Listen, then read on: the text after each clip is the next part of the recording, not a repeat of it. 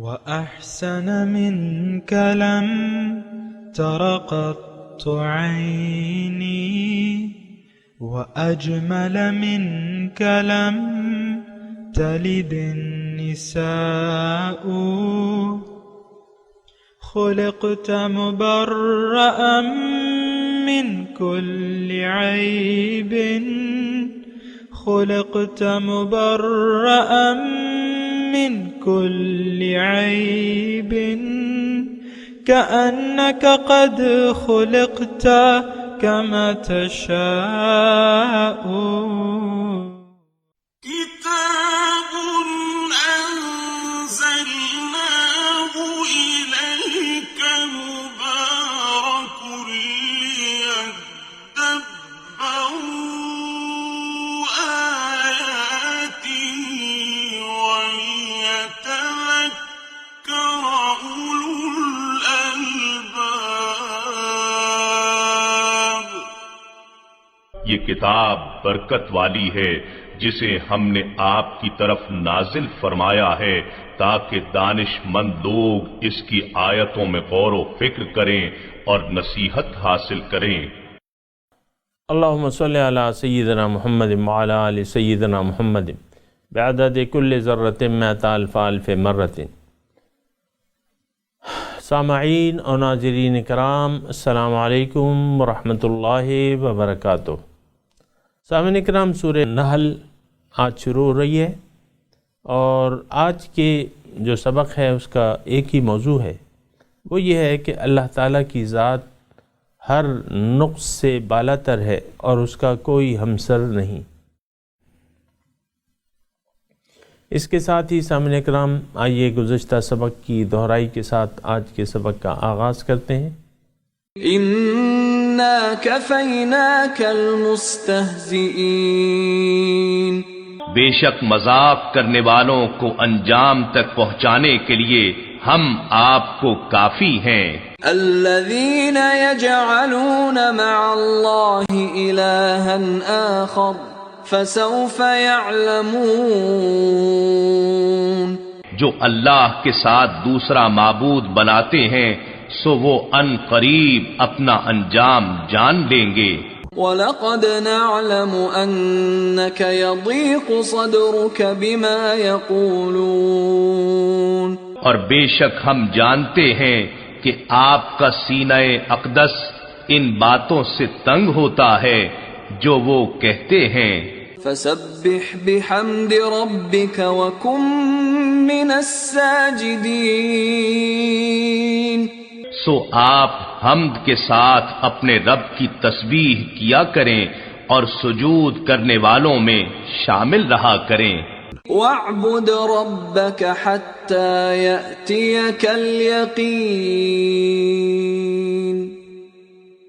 اور اپنے رب کی عبادت کرتے رہیں یہاں تک کہ آپ کو آپ کی شان کے لائق مقام یقین مل جائے، یعنی انشراح کامل نصیب ہو جائے یا لمحہ وصال حق. سامعین کرام، سورہ النحل کا آغاز ہو رہا ہے اور لفظی ترجمہ پہلے سن لیں. عطا امر اللہ، آ گیا اللہ تعالیٰ کا حکم، فیصلہ. فلا تستعجلوہ، پس تم جلدی نہ مچاؤ. سبحانہ وتعالی عما یشرکون، اللہ تعالیٰ پاک ہے اور بہت بلند ہے جو ہستیاں تم اس کے ساتھ شریک کرتے ہو. سورہ نحل سامعین کرام مکی صورت ہے اور تقریباً 8 نبوی اس کا نزول کا وقت ہے، اور مضامین اس کے وہی ہیں جو گزشتہ صورتوں میں چلے آ رہے ہیں، یعنی توحید کا اثبات ہے اور شرک کا رد ہے اور اللہ تعالیٰ کی طرف دعوت ہے. تو اور پھر اللہ تعالیٰ کی ربوبیت، یہ سارے مضامین ہیں اس کے سامنے کرام. اور یہ سورت جس وقت نازل ہو رہی تھی اس وقت اگر آپ دیکھیں بظاہر مسلمان مغلوب تھے اور کافروں کا، مشرکوں کا غلبہ تھا، اور وہ ظلم و ستم جو ان کا شیوہ تھا وہ جاری تھے۔ لیکن اللہ تعالیٰ کے جو فیصلے ہوتے ہیں سامعین کرام، وہ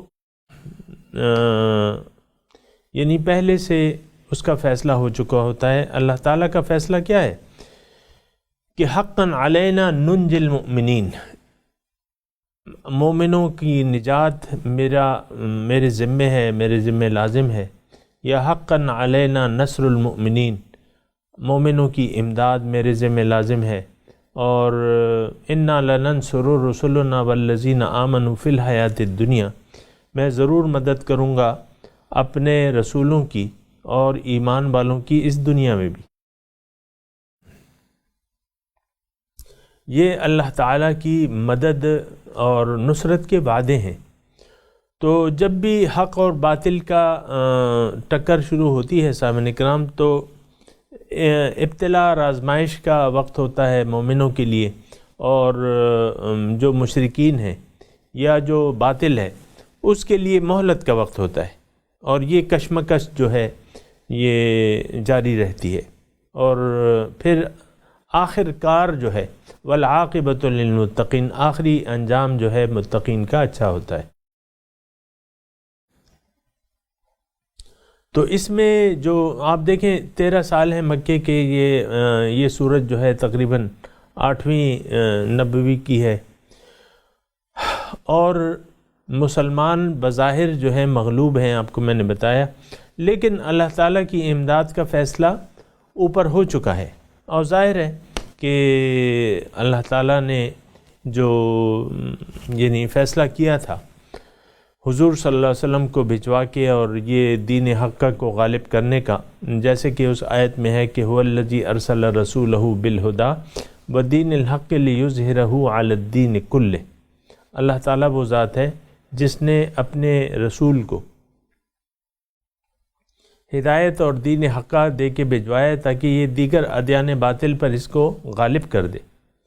وَلَوْ كَرِهَ الْمُشْرِكُونَ وَلَوْ كَرِهَ الْكَافِرُونَ، اگرچہ مومن یہ مشرک جو ہیں ان کو ناگوار ہو، لیکن اللہ تعالیٰ اس کو غالب کرے گا۔ اور آپ نے دیکھا کہ اللہ تعالیٰ نے وہ وعدہ پورا کر دیا۔ مکے سے ہجرت کے 8 سال بعد ہی اللہ تعالیٰ نے مکے پر اپنے نبی کو غلبہ عطا فرما دیا۔ تو یہ اللہ تعالیٰ کی جو نصرت ہے، وعدے ہیں، یہ ضرور پورے ہونے والے ہوتے ہیں، لیکن یہ ہے کہ ہمارا ایمان بعض وقت ڈگمگاتا ہے، اور اس کی وجہ یہ ہوتی ہے کہ ایمان کمزور ہوتا ہے۔ دیکھیں فتح اور شکست یہ یعنی مومن کا یعنی منزل نہیں ہے۔ ایک بات جو ہے میں آپ کو بتا دوں کہ فتح، مخالفین پر فتح یا شکست یہ مراد نہیں ہے۔ اصل جو بنیادی چیز ہے وہ یہ ہے کہ اللہ تعالیٰ کی بندگی اختیار کر لی جائے، یہی بندگی کیے جانا اور کرتے چلے جانا، یہی مقصود ہے۔ اب اس میں بظاہر آپ کو اگر فتح ہو یا نقصان ہو، جیسے کہ آپ نے دیکھا کہ حضرت عیسیٰ علیہ السلام کو 30-32 سال کی عمر میں اٹھا لیا گیا، اور ان کی اس وقت بظاہر کوئی مدد نہیں کی گئی۔ تو اس کا یہ مطلب نہیں ہے کہ وہ ناکام ہو گئے۔ دیکھیں مومن غالب ہو یا مغلوب ہو، وہ کامیاب ہوتا ہے۔ یہ نقطہ جو ہے نوٹ کر لیں۔ اور یہ میں آپ کو یعنی میدان جنگ سے بھی اس کی ایک مثال دے دوں کہ مومن جاتا ہے اللہ کی راہ میں قتال کرتا ہے، یعنی اپنی جان ہتھیلی پہ رکھ کے کفر کے باطل کے مقابلے کے لیے لڑتا ہے۔ اب وہ مارا گیا تو شہید، بچ گیا تو غازی۔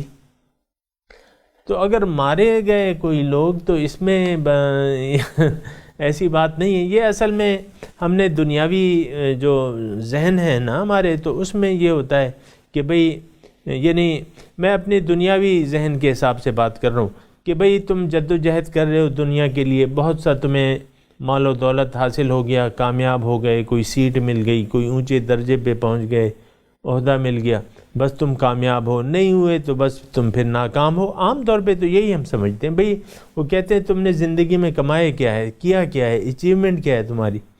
تو اگر کوئی اچیومنٹ نہیں ہے تو وہ ناکامیاب ہم اس کو تصور کرتے ہیں۔ دین کے معاملے میں ایسا نہیں ہے سامنے، یہ نوٹ کر لیں، بندگی کرنا اور کرتے چلے جانا، جیسے کہ گزشتہ سورت کی آخری آیت میں ہے وَاعْبُدْ رَبَّكَ حَتَّى يَأْتِيَكَ الْيَقِينُ، اب آخر دم تک رب کے بندگی کرتے چلے جاؤ بس، باقی تو اللہ تعالیٰ کے فیصلے ہیں اور اس پہ ہمارا کوئی اختیار اور وہ نہیں ہے، لیکن اللہ کے جو وعدے ہیں وہ اپنی جگہ ہیں۔ اور یہ آج کی جو ہم صورت پڑھ رہے ہیں اتا امر اللہ فلا تستعجلوہ، جلدی نہ مچاؤ، اے کافرو جلدی نہ مچاؤ، جلدی مچا رہے تھے نا، متی ھذا الوعد ان کنتم صادقین، سورہ یاسین کی آیت۔ مسلمانوں کا کب ہوگا وہ وعدہ کہ تم کہہ رہے ہو کہ عذاب آئے گا، کب ہوگا؟ یہ 8 سال ہو گئے، یہ 9 سال ہو گئے، یہ 10 سال ہو گئے، ہم پہ تو کچھ بھی نہیں ہوا۔ متی ھذا الوعد، اور پھر اتنی دیدہ دلیری سامعین کرام کہ ربنا ان کان ھذا هو الحق من عندک فامطر علینا حجارۃ من السماء، ایسی دیدہ دلیری اور ایسی دل سخت ہو گئے اور دعا یہ کرنے لگے کہ اللہ تعالیٰ اگر یہ تیرے طرف سے حق ہے تو ہم پہ پتھروں کی بارش برسا یا کوئی اور عذاب ہم پہ لیا، یعنی ایسے دیدہ دلیری اور شقاوت قلبی کے الفاظ وہ کہنے لگے۔ تو اللہ تعالیٰ یہاں فرما رہا ہے اتا امر اللہ فلا تستعجلوہ، بھئی فیصلہ ہو چکا ہے، جلدی نہ مچاؤ۔ سبحانہ، اللہ پاک ہے۔ اور یہ اللہ تعالیٰ نے جو اپنی نصرت اور اس کے وعدے ہیں یہ تو ابتدا سے کیے رکھے ہیں سامعین کرام، رسول کو تو مشاہدے کا علم ہوتا ہے۔ مثال کے طور پہ آپ کو میں بتاؤں کہ غلبت الروم، سورہ روم کے جو وہ ہے نا، غلبت الروم فی ادنی الارض وهم من بعد غلبهم سیغلبون، غالب ہو گئے رومی اور جلد ہی وہ اپنے غلبے کے بعد دوبارہ مغلوب کیے جائیں گے۔ تو یہ یعنی مشرک غیر مذہبوں کی اور عیسائیوں کی لڑائی تھی، تو اس میں رومی جو ہے وہ غالب آ گئے، اور جو عیسائی تھے شام وغیرہ کے یہ مغلوب ہو گئے۔ اللہ تعالیٰ نے کہا کہ یہ جلدی فی بضع سنین، چند سالوں کے اندر اندر یہ مغلوب ہو جائیں گے۔ تو اس وقت وہ ہنستے تھے، یعنی جس دوران یہ واقعہ ہوا اور یہ آیات نازل ہوئیں سورہ روم کی، جبکہ بظاہر کوئی اسباب نہیں تھے، تو مشرکین جو تھے وہ ہنستے تھے۔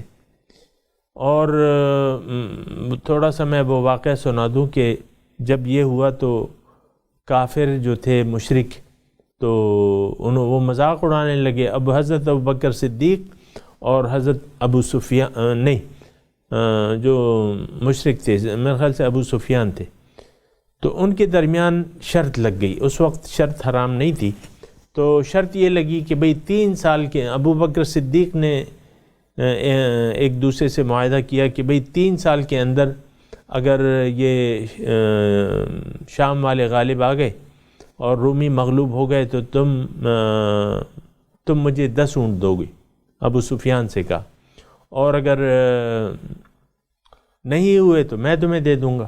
تو پھر حضرت ابوبکر صدیق رضی اللہ تعالیٰ عنہ حضور کے پاس گئے، ان کو یہ واقعہ سنایا کہ میں نے ایسی شرط لگائی ہے ابو سفیان سے۔ تو ایسا ہوا کہ حضور صلی اللہ علیہ وسلم نے ان کو کہا کہ تم ایسا کرو کہ یہ شرط میں تھوڑی سی ترمیم کر لو، مدت جو ہے 3 کی بجائے 9 سال رکھ لو، کیونکہ بدعہ جو ہے وہ 10 سے کم عرصے کے لیے استعمال ہو، فی بضع سنین، اور 10 کی بجائے تم 100 اونٹوں کا وہ کر لو، شرط لگا لو۔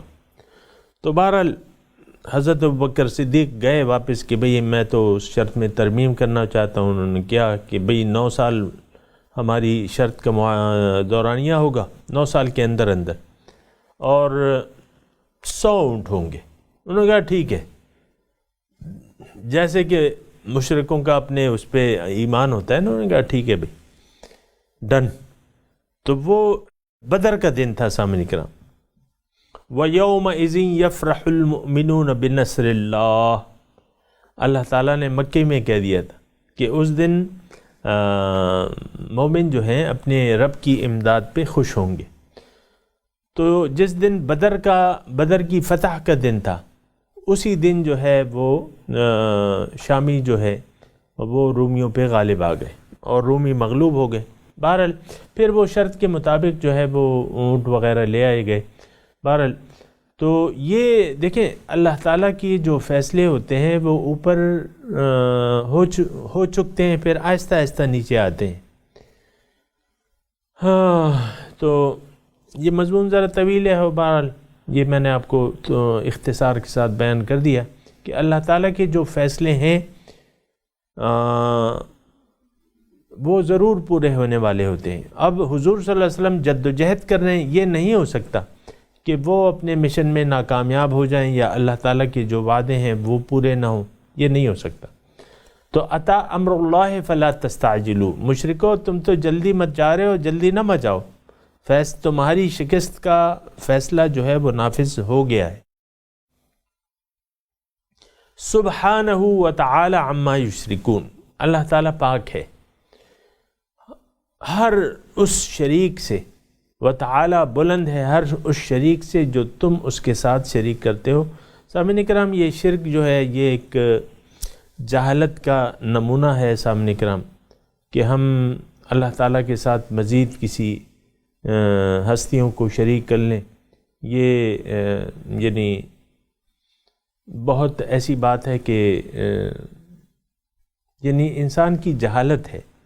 دیکھیں اللہ تعالیٰ ایسی ذات ہے، اول تو یہ ہے کہ اپنے آپ کو پہچاننا چاہیے جو کہ انسان نہیں پہچان پاتا، اور اسی نہ پہچاننے کی وجہ سے وہ اللہ تعالیٰ کو بھی نہیں پہچان پاتا۔ من عرف نفسہ فقد عرف ربہ۔ تو ضرورت اس بات کی ہے سامعین کرام کہ ہم سب سے پہلے اپنے آپ کو پہچانیں، اپنے وجود کے اندر جو چیزیں ہیں اس کو پہچانیں، صرف ظاہر کو نہ دیکھیں۔ دیکھیں ہر چیز کا ایک ظاہر ہوتا ہے، ایک باطن ہوتا ہے۔ بعض چیزوں کا باطن بھی ظاہر ہوتا ہے۔ مثال کے طور پہ مویشی ہیں، ابھی تذکرہ آئے گا اس کا، تو ان کا ظاہر تو ہم دیکھ رہے ہیں لیکن باطنی مقصد بھی ہمیں معلوم ہے۔ ابھی انشاءاللہ تذکرہ آئے گا۔ وَالْأَنْعَامَ خَلَقَهَا لَكُمْ فِيهَا دِفْءٌ وَمَنَافِعُ لِلنَّاسِ وَمِنْهَا تَأْكُلُونَ۔ تو یہ ابھی فائدے اس کے بیان ہو رہے ہیں۔ تو بعض چیزوں کا سامعین اکرام تھوڑی سی توجہ دیں، یعنی بعض چیزوں کا ظاہر بھی ہوتا ہے، ہر چیز کا ظاہر بھی ہے باطن بھی ہے، اور یعنی جو انسان کے علاوہ چیزیں ہیں سامعین اکرام اس کا ظاہر بھی سمجھنا آسان ہے اور باطن سمجھنا بھی آسان ہے۔ جیسے کہ ہمارے مویشی ہیں، گائے، بیل، بھینس، بکری، ان کا ظاہر بھی ہمیں نظر آ رہا ہے اور باطنی مقصد بھی نظر آ رہا ہے کہ یہ انسان ہمارے فائدے کے لیے، اس سے ہم فائدہ لے رہے ہیں۔ انسان ایک ایسی چیز ہے سامعین اکرام، ایک ایسی تخلیق ہے کہ اس کو سمجھنے میں تھوڑی سی عقل درکار ہے اور سمجھ درکار ہے، اور وہ سمجھ انسان کی اپنی نہیں بلکہ اللہ تعالیٰ کی طرف سے دیا گیا جو علم ہے وہ یعنی اس پہ یقین کرنا ہوگا۔ ابھی اس کا تذکرہ آئے گا۔ خلق السماوات والارض بالحق، اللہ تعالیٰ نے زمین اور آسمان کو ایک مقصد سے پیدا کیا ہے۔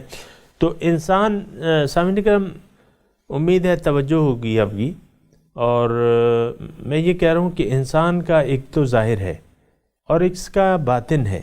اب باطن، یہ انسان جو ہے بڑی ایسی مخلوق ہے جس کا باطن جو ہے اپنی عقل سے سمجھنا ذرا مشکل ہے۔ آپ سمجھ رہے ہیں نا میری بات کو؟ عقل سے باطن، انسانی باطن یعنی اس کے مقصد کا پتہ چلانا مشکل ہے۔ اس کی وجہ یہ ہے کہ انسان کا عقل یہ دیکھ رہی ہے کہ اس کے جو باطنی وجود ہے اس کا کوئی خاص مقصد نظر نہیں آ رہا، خاص مقصد نظر نہیں آ رہا۔ تو پھر اس کے لیے ہدایت خدا بندی کی ضرورت ہے، یعنی خالق سے پوچھنے کی ضرورت ہے کہ انسان یہ اپنے خالق سے پوچھے اپنے بارے میں کہ میں کون ہوں، میں کیا ہوں، میری حقیقت کیا ہے، مجھے تو نے کیوں پیدا کیا ہے۔ اگر یہ اپنی عقل سے اندازے لگانے شروع کر دے گا تو یہ گمراہ ہو جائے گا، کیونکہ اس کی جو باطن ہے وہ بڑی گہری ہے اور اس تک عقل کی رسائی مشکل ہے، اس کے لیے ہدایت خدا بندی کی ضرورت ہے، اور وہ اللہ تعالیٰ نے پھر قرآن میں بتائی ہے، اور انسان کو جڑ سے، انسان کی تاریخ جڑ سے بیان کی ہے۔ وَإِذْ قَالَ رَبُّكَ لِلْمَلَائِكَةِ إِنِّي جَاعِلٌ فِي الْأَرْضِ خَلِيفَةً، اور جب کہا آپ کے رب نے کہ میں زمین میں اپنا نائب پیدا کرنے والا ہوں۔ اب وہ بات جو ازل کی بات تھی وہ تو ہماری عقل تو اس تک پہنچ ہی نہیں سکتی، وہ تو رب نے بتا دی، اور پھر روح سے پھر پوچھا گیا، روح کو تمام روحوں کو حاضر کر کے ان کو بتایا گیا کہ بھئی میں تمہارا مقصود ہوں، کیا تم اس کا اقرار کرتے ہو؟ الستُ بربکم، کیا میں تمہارا رب یعنی مقصود و محبوب و مطلوب نہیں ہوں؟ قالوا بلا، سب نے کہا کہ ہاں اللہ تعالیٰ تو ہی ہے ہمارا مقصود بھی ہے، مطلوب بھی ہے، محبوب بھی ہے، معبود بھی ہے، تو ہی ہمارا پروردگار ہے، تو ہی رب ہے ہمارا۔ اب یہ ساری باتیں قرآن میں ہیں، اللہ تعالیٰ نے بتائی ہیں۔ اب ان باتوں تک پہنچنا تو ہمارے عقل کی وہم و گمان میں بھی نہیں ہے، کیونکہ عقل کی رسائی تو ظاہر تک ہے، تو ظاہری عقل جو ہے انسان کو سمجھنے سے قاصر ہے، اس کے لیے اللہ تعالیٰ کی بات سننی ہوگی، عقل سے کام لینا ہوگا اور کسی کی بات بھی سننی ہوگی۔ رسول اللہ تعالیٰ کی باتیں سناتے ہیں، اللہ کا کلام پڑھ کے یتلو علیہم آیاتنا ویعلم الکتاب، کتاب کی تعلیم بھی دیتے ہیں، تلاوت بھی کرتے ہیں۔ تو سامعین کرام یہ تھوڑا سا مشکلات دیکھیں یا تضادات اس وقت پیدا ہوتے ہیں، یہ بات ذرا غور سے سنیں۔ تضادات انسان کے عقل میں یا فتور کا میں اگر لفظ کہوں تو میرے خیال سے مناسب ہو، فتور اس وقت پیدا ہوتا ہے جب یہ اپنی ظاہری عقل سے سوچنا شروع کر دیتا ہے اور پھر اس سوچ کی بنیاد پہ فیصلے کرنا شروع کر دیتا ہے۔ جیسے کہ ہندوؤں نے عقل سے سوچا کہ بھئی ہر فائدہ مند چیز جو ہے وہ خدا ہے، تو 33 کروڑ ان کے خدا ہو گئے۔ تو یہ مطلب ان کی وہ ہے، یعنی اپروچ کہ بھئی ظاہر سورج فائدہ دے رہا ہے تو وہ دیوتا ہو گیا، سورج بنسی، چندر بنسی، یہ بس وہ ہو گئے۔ سورج کی فرعون جو ہے وہ سورج دیوتا کی عبادت کرتے تھے، سورج دیوتا فائدہ دے رہا ہے بھی، ہر ہندو کہتے ہیں ہر فائدے والی چیز جو ہے وہ خدا ہے ہمارا۔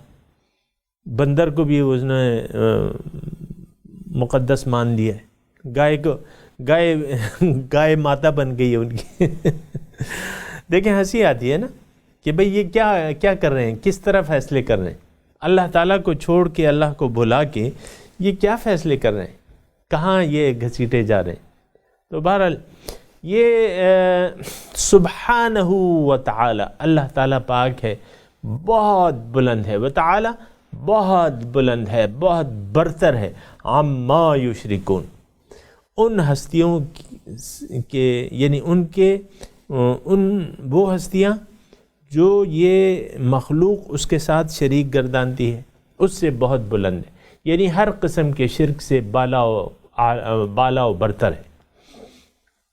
سبحانہ و تعالی عما یشرکون، بہت بلند ہے۔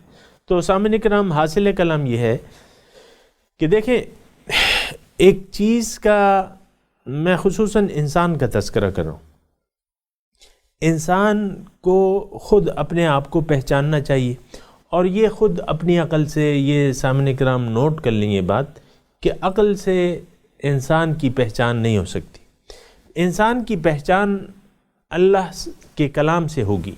اللہ تعالیٰ نے انسان کی پہچان کرا دی ہے، ابھی یہاں آئے گی نا، خلق الانسان من نطفۃ فاذا هو خصیم مبین، آیت نمبر 4 میں انشاءاللہ ہم پڑھیں گے۔ انسان کو اللہ تعالیٰ نے نطفے سے پیدا کیا ہے، فیضا بس یہ جھگڑالو بن گیا صاف. تو انسان کی پہچان ہوگی کلام الہی سے. اللہ تعالیٰ سے ہم پوچھیں گے اور اس پر یقین کریں گے جو اللہ تعالیٰ فرما رہے ہیں. اس میں بہت بنیادی مضامین ہیں سامعین کرام، انشاءاللہ اس کا تذکرہ ہوگا اور آ بھی رہے ہیں وہ کہ وعلی اللہ قصد السبیل ومنہا جائر، انشاءاللہ اس کے بارے میں بات ہوگی. لیکن آج کی جو گفتگو ہے اس کا میں اگر خلاصہ بیان کر دوں کہ دیکھیں انسان ایک مشین ہے، ایک آلہ ہے، ایک مشین ہے، اور ظاہر ہے یہ بھی ہم مانتے ہیں کہ اس کے دو اجزاء ہیں بڑے بڑے، ایک ظاہر ہے ایک باطن ہے. باطن کو ہم روح کہتے ہیں اور ظاہر کو ہم جسم کہتے ہیں. جسمانی اعضاء میں سے اگر کوئی عضو، بعض اعضاء ایسے ہیں جس کے بغیر بھی انسان زندہ رہ سکتا ہے. مثال کے طور پہ ہاتھ ہے، ہاتھ کو کاٹ دیں، دونوں ہاتھوں دونوں پاؤں کو کاٹ دیں مثال کے طور پہ، تو انسان کے بچنے کے امکانات ہیں. اور لیکن اگر اس سے روح نکل جائے تو پھر تو سارا ظاہر ثابت ہوتے ہوئے بھی انسان مر جاتا ہے. تو ایک ظاہر ہے ایک باطن ہے، انسان کا ایک ظاہر ہے باطن ہے. ظاہر کے متعلق تو ہمیں علم ہے، جو بھی ہے ہمارے سامنے ہے، اور بھی اس کی بیماریاں وغیرہ یہ بھی ہم جانتے ہیں. لیکن باطن جو کہ روح ہے یا اس کی باطنی بیماریاں ہیں، پوشیدہ بیماریاں ہیں انسان میں، کمزوریاں ہیں، کمزوریاں کہہ لیں، بیماریاں کہہ لیں، کمزوریاں کہہ لیں، یہ موجود ہیں اس میں. اب انسان کی حقیقت ہم کیسے سمجھیں گے؟ کلام الہی سے. یہ بات ذرا بنیادی طور پہ نوٹ کر لیں. اللہ تعالیٰ نے جو بتایا ہے اس پہ یقین کرنا ہوگا، کیونکہ وہی حقیقت ہے، وہی ہمارا خالق ہے. ہمارے متعلق وہ جو کہتے ہیں، اللہ تعالیٰ فرماتا ہے کہ میں نے تمہیں اپنے لیے پیدا کیا ہے، تم میرے راستے پر چلنا تو مجھ تک پہنچ جاؤ گے. وعلی اللہ قصد السبیل، اور سیدھا راستہ بتانا میری ذمہ داری ہے. تو یہ بہت آسان بات ہے سمجھنے کے لیے، اس میں مزید کسی شرک وغیرہ کی گنجائش نہیں ہے. انسان کی کامیابی، اس کی خوشحالی، اس کی کامیابی کے لیے کسی شرک یا کسی دیوتا کی ضرورت نہیں ہے، یا مخلوق سے کسی مخلوق پہ اعتماد، اللہ کو چھوڑ کے مخلوق پہ اعتماد کرنے کی ضرورت نہیں ہے، جیسے کہ مشرکوں نے کیا ہوا تھا. بعض گمراہ لوگ جو ہیں آج کل کے دور میں بھی یہ جو پیر ہوتے ہیں ان پہ اعتماد کر لیتے ہیں، اندھا اعتماد کر لیتے ہیں. بات یہ نہیں ہے، حقیقی جو مغفرت ہے وہ تو اللہ تعالیٰ ہی دے گا. اب یعنی دیکھیں عام طور پہ ایسا نہیں ہے، یہ بہت جہالت والے لوگ ہوں گے جو اندھا اعتماد کر لیں یا پیر کو خدا بنا لیں، ایسے لوگ کم ہیں. لیکن بعض لوگ پھر ان کی غلط حرکات کو دیکھ کے سارے وہ نظام کو تلپٹ کر دیتے ہیں. سب نظام سے یہ جو مرشد ہیں اور یہ رہبر ہیں، یہ تو اللہ تعالیٰ کا راستہ بتانے والے ہیں، رسول کے نائبین ہیں، اور ان کی طرف رجوع کرنا چاہیے. یہ ہمیں اللہ تعالیٰ کا راستہ بتاتے ہیں اور اس کی رہنمائی دیتے ہیں، تو اس میں کوئی ایسی بات نہیں ہے. بہرحال میں تلاوت کرتا ہوں سامعین کرام، آپ میرے ساتھ دہرائیے. اعوذ باللہ من الشیطان الرجیم، بسم اللہ الرحمن الرحیم. اتی امر اللہ فلا تستعجلوہ سبحانہ وتعالی عما یشرکون. ترجمہ سنا دیجئے. اتی امر اللہ، آ پہنچا اللہ کا حکم، فلا تستعجلوہ، جلدی نہ مچاؤ، سبحانہ وتعالی عما یشرکون، اللہ پاک ہے اور بہت بلند ہے ان ہستیوں سے جو یہ لوگ اس کے ساتھ شریک کرتے ہیں، یعنی ہر شرک سے پاک ہے، کوئی اس کا مقابل نہیں، کوئی اس کی ضد نہیں، کوئی اس کا شریک نہیں۔ سامعین کرام، اب اس آیت کی تلاوت اور ترجمہ سنتے ہیں۔ بسم اللہ الرحمن الرحیم۔ In the name of God, the gracious, the merciful. أتى أمر الله فلا تستعجلوه سبحانه وتعالى عما يشركون۔ The command of God has come, so do not rush it. Glory be to him, exalted above what they associate. اس کے ساتھ ہی آج کے درس کا وقت اختتام کو پہنچا۔ انشاءاللہ اگلے درس میں ملاقات ہوگی۔ وآخر دعوانا ان الحمدللہ رب العالمین، والسلام علیکم ورحمۃ اللہ وبرکاتہ۔